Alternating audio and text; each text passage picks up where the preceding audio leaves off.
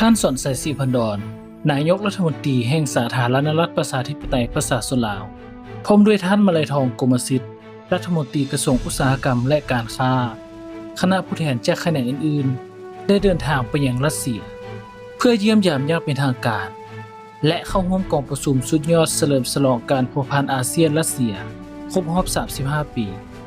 ในระหว่างวันที่ 14 ถึง 19 มิถุนายน ปี 2026 นี้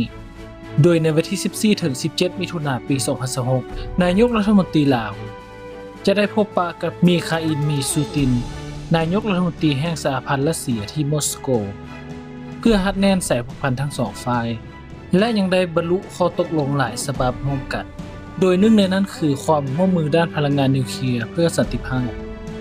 ซึ่งปูทางไปสู่โครงการก่อสร้างโรงไฟฟ้านิวเคลียร์ในลาวเป็นบ้านเก้าที่สำคัญที่มุ่งเน้นสร้างความมั่นคงทางด้านพลังงานแห่งชาติและยกระดับขีดความสามารถของระบบไฟฟ้าลาวในอนาคตอย่างยืนยง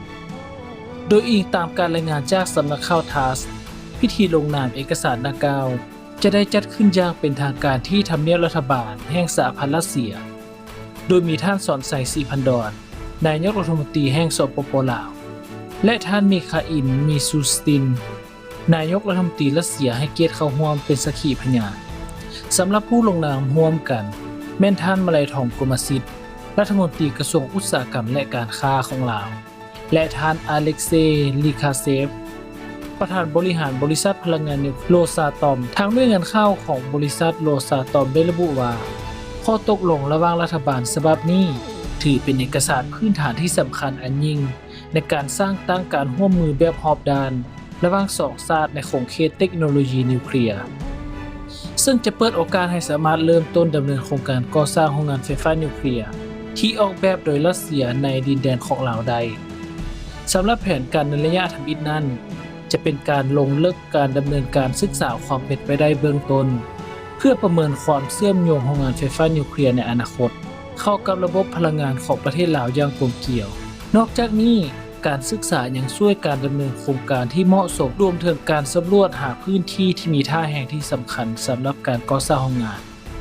ซึ่งข้อมูลทั้งหมดจะกลายเป็นบทอิงอันนักแน่นให้แก่รัฐบาลลาวในการตัดสินใจอย่างมีข้อมูลครบถ้วน